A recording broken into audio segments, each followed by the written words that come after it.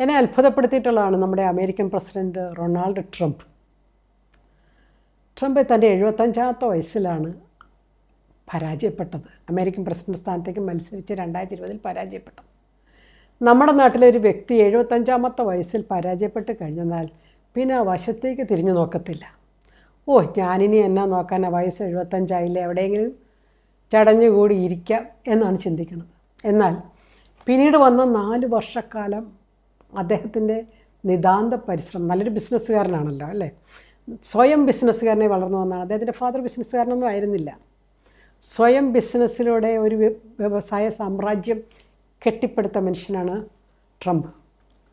79ാമത്തെ വയസ്സിൽ അദ്ദേഹം വീണ്ടും ഇലക്ഷനിൽ 2ാമത് അമേരിക്കൻ പ്രസിഡന്റായി തിരിച്ചു വരുന്നെന്ന് പറയുമ്പോൾ ആ 4 വർഷക്കാലത്തിൻ്റെ അദ്ദേഹത്തിൻ്റെ കഠിനാധ്വാനം, പരിശ്രമവും നമ്മൾ നോക്കണം. ഏറ്റവും കൂടുതൽ ആയുർദൈർഘ്യമുള്ളവർ ജപ്പാനിൽ 100 വയസ്സിന് ശേഷം ജീവിക്കുന്നു എന്നൊക്കെ നമ്മൾ പറയുമ്പോൾ അവർ 90കളിലും അധ്വാനിക്കുന്നവരായിട്ട് നമ്മൾ കാണുന്നുണ്ട്. ഇഷ്ടമുള്ള അധ്വാനങ്ങളായിരിക്കും. ഒരുപക്ഷെ അവർ 30കളിലും 40കളിലും ഏർപ്പെട്ട അധ്വാന രീതി ആകണമെന്നില്ല 80കളിലും 90കളിലും ഏർപ്പെട്ടത്. പക്ഷെ ഒരു കാര്യം നമ്മൾ മനസ്സിലാക്കുന്നു, ജപ്പാൻകാരുടെ ആരോഗ്യത്തിൻ്റെ പിന്നിൽ, അവരുടെ ദീർഘായുസിൻ്റെ പിന്നിൽ അവരേർപ്പെടുന്ന അവർക്കിഷ്ടമുള്ള മേഖലകളുണ്ട് എന്നുള്ളതാണ്. ആ പ്രായമായി കഴിയുമ്പോൾ ഒരു പക്ഷേ ഭക്ഷണ ചെലവിനേക്കാളേറെ ചികിത്സാ ചെലവുകളാണ് ഏറെയെന്നറിയാം. അതിനാവശ്യമായിട്ടുള്ള പണം സമാഹരിക്കേണ്ടത് ആ പ്രായത്തിലല്ല എന്നും അതിന് മുന്നേ ആകണമെന്നും അറിയാം.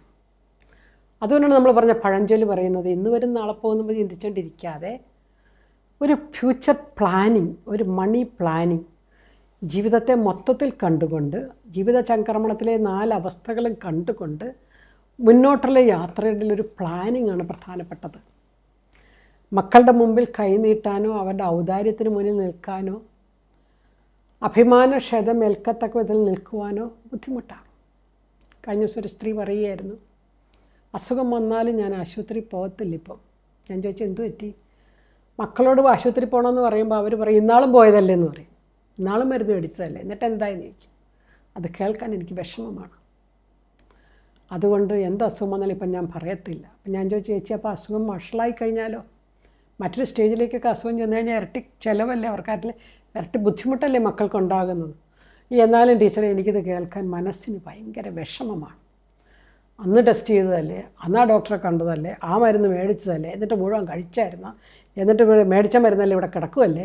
ഇങ്ങനത്തെ ഡയലോഗുകളൊന്നും എനിക്ക് പ്രായത്തിൽ കേൾക്കാനോ താങ്ങാനോ ഉള്ള ശക്തിയില്ല ടീച്ചറെ. നമ്മൾ മനസ്സിലാക്കേണ്ടത് അവരുടെ ഒരു ദയനീയ അവസ്ഥ മനസ്സിലാക്കിക്കൊണ്ട് കുറേ കൂടി ലിസണിങ് ഹാർട്ട്, ലിസൺ വിത്ത് ഹാർട്ട് എന്ന് പറയും നല്ലൊരു സൈക്കോളജിക്കൽ ടെക്നിക്കാണ്. ചെവി കൊണ്ട് നമുക്കൊക്കെ കേൾക്കാം, ചെവി കൊണ്ട് കേൾക്കാൻ ആർക്കും പറ്റും. ഹൃദയം കൊണ്ട് കേൾക്കുക എന്നുള്ളതാണ് പ്രധാനപ്പെട്ടത്. ഹൃദയം കൊണ്ട് കേൾക്കുക എന്ന് പറഞ്ഞ അർത്ഥം എന്താ? To imbibe the feelings of that person, look at that person, അല്ലെങ്കിൽ ആ വ്യക്തിയുടെ കണ്ണുകളിലേക്ക് നോക്കി നിന്നുകൊണ്ട് ആ ഷൂസിൽ ഇറങ്ങി നിൽക്കാനും ആ ഫീലിംഗ് ഒപ്പിയെടുക്കാനും സാധിക്കുന്ന അവസ്ഥയെയാണ് ഹൃദയം കൊണ്ട് കേൾക്കുക എന്ന് പറയുന്നത്. ഹൃദയം കൊണ്ട് കേൾക്കുന്ന മക്കളില്ലാത്തിടത്തോളം കാലം പ്രായമായവർക്ക്, സായനത്തിലെത്തിയവർക്ക് ജീവിതം വളരെ ദുസ്സഹമാണ്. അപ്പം അങ്ങനെ ദുസ്സഹമാകാതിരിക്കാൻ അവർക്കിഷ്ടമുള്ള കാര്യങ്ങളിൽ അവൾ ഏർപ്പെടുക എന്നുള്ളതാണ്. ഉദാഹരണത്തിന് ചില ക്ലബ്ബുകൾ, വയോജന ക്ലബ്ബുകൾ എന്നൊക്കെ ഞാൻ പറയും, അവരൊന്നിച്ച് കൂടിയിരുന്ന് ചില പകൽ വീടുകൾ. നമ്മളൊരു എപ്പിസോഡിൽ കുറേ കാര്യങ്ങൾ അവരുടെ റീഹാബിലിറ്റേഷനായിട്ട് ബന്ധപ്പെട്ട കുറച്ച് കാര്യങ്ങൾ നമ്മൾ ശ്രദ്ധിച്ചായിരുന്നു, നമ്മൾ പഠിച്ചായിരുന്നു. ഇവിടെ നമ്മൾ ചിന്തിക്കണം മറ്റൊരു ആംഗിളിൽ നിന്നാണ്. അവിടെ നമ്മൾ സ്ഥാപനങ്ങൾ ഉണ്ടാക്കുന്നതിനെക്കുറിച്ച് ചിന്തിച്ചെങ്കിൽ ഇവിടെ ഇവരിൽ തന്നെ ഉണ്ടാകേണ്ട, സ്വമേധയ ഉണ്ടാകേണ്ട മാറ്റത്തെക്കുറിച്ചാണ് ഈ എപ്പിസോഡ്. അതായത് ഈ പ്രായമായവർ അവരിൽ തന്നെ വളർത്തിയെടുക്കേണ്ട ചില കാര്യങ്ങൾ.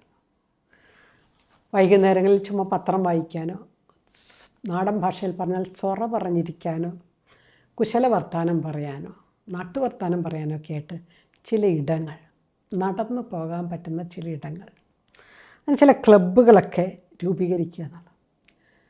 നമുക്കറിയാം ചികിത്സയും മറ്റ് രോഗങ്ങളും ഒക്കെ വരുന്നുള്ള ഒറ്റപ്പെടുത്തലുകൾ, കുറ്റപ്പെടുത്തലുകൾ വീട്ടിൽ കിട്ടുമ്പോൾ മാറിയെന്ന് സമാന ദുഃഖമുള്ളവരുമായിട്ട് സംസാരിക്കാനും പങ്കുവയ്ക്കാനും സാധിക്കുക എന്നുള്ളത്. കഴിവതും അവരെ ഒറ്റപ്പെടുത്താതെ നോക്കണം. എനിക്ക് പലപ്പോഴും വിദേശത്തേക്ക് അമ്മമാരെ കൊണ്ടുപോകുമ്പോൾ ഒറ്റപ്പെട്ടുപോയ വീടുകളിലെ ഒറ്റപ്പെട്ടുപോയ അച്ഛന്മാരെക്കുറിച്ച് വളരെ സങ്കടം തോന്നാറുണ്ട്. അമ്മ ചെന്ന് കഴിഞ്ഞാൽ 2-3 ഗുണങ്ങളുണ്ട്. കൊച്ചുങ്ങളെ നോക്കിക്കിട്ടും, അടുക്കള മാനേജ് ചെയ്ത് കിട്ടും, വീടും പരിസരവും വൃത്തിയാക്കി കിട്ടും.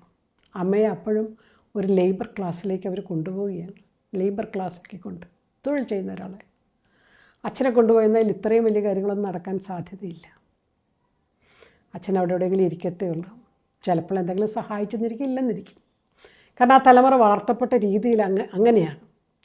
കുക്കിങ്ങും ക്ലീനിങ്ങിനും ജെൻഡർ റോൾസ് ഇല്ലെങ്കിലും ട്രഡീഷണലി അത് ജെൻഡർ റോൾസാക്കി മാറ്റി.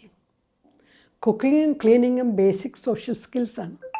Basic social skills. അവിടെ ജെൻഡർ റോൾസ് ഇല്ല.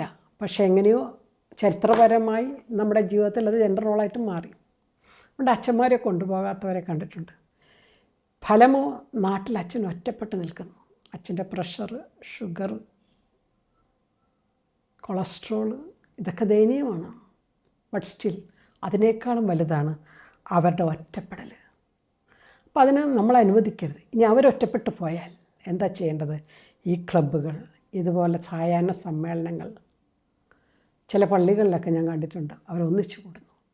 ചില നാട്ടിൻപുറത്തെ ചില വായന കളരികൾ, ഗ്രന്ഥശാലകൾ, ലൈബ്രറികൾ, ചില ക്ലബ്ബ് റൂമുകൾ, ഇതിനകത്തോട്ടൊക്കെ ഇടപെടുക എന്നുള്ളതാണ്. മറ്റൊരു കാര്യം, പ്രായമായെങ്കിലും അവരിൽ ചില സ്കില്ലുണ്ട്, ചില നിപുണതകളുണ്ട്, ചില അറിവുണ്ട്. അറിവിനേക്കാളേറെ ജ്ഞാനമുണ്ട്. നോളജ് ആൻഡ് വിസ്ഡം രണ്ടും രണ്ടാണ്. പുതുതലമുറയ്ക്ക്, യുവതലമുറയ്ക്ക് നോളജുണ്ട്. വാർദ്ധക്യത്തിലെത്തിയവർക്ക് വിസ്ഡമുണ്ട്. ജീവിതാനുഭവങ്ങൾ അവരെ ഏൽപ്പിച്ച കരുത്തുണ്ട്. ഈ കരുത്തിൽ നിന്നുണ്ടാകുന്ന ജ്ഞാനമുണ്ട്. അപ്പോൾ ചില ജ്ഞാനം അല്ലെങ്കിൽ ചില കഴിവുകൾ, ചിലർക്ക് ഇപ്പോൾ ഗാർഡനിങ് സ്കില്ലായിരിക്കാം, ചിലർക്ക് കുക്കിംഗ് സ്കില്ലാകാം. ഈ വക കാര്യങ്ങളൊന്ന് മറ്റുള്ളവരായിട്ട് ഷെയർ ചെയ്യാൻ പറ്റിയ വിധത്തിൽ പഴഞ്ചൊല്ലുകളോ നുറുങ്ങ് കവിതകളോ ഒക്കെ പങ്കുവയ്ക്കാൻ തക്ക വിധത്തിൽ ഇവരൊന്നിച്ച് ചേർന്ന് ചില സോഷ്യൽ പ്ലാറ്റ്ഫോമുകളൊക്കെ രൂപീകരിച്ചാൽ, സോഷ്യൽ പ്ലാറ്റ്ഫോമിലൂടെ ഈ അറിവുകൾ പങ്കിടുകയാണെങ്കിൽ ഒരുപക്ഷെ യുവതലമുറയ്ക്ക് പലതും വളരെ ശരിയായി തോന്നിയില്ലെങ്കിലും കുറച്ചുകൂടി ആഴത്തിൽ ചിന്തിക്കുമ്പോൾ അവർ പറഞ്ഞു തരുന്ന ജ്ഞാനത്തിൻ്റെ മുത്തുകൾ, അനുഭവത്തിൻ്റെ കരുത്തുകൾ, ഇതൊക്കെ പലപ്പോഴും വളരെ നല്ലതായിട്ട്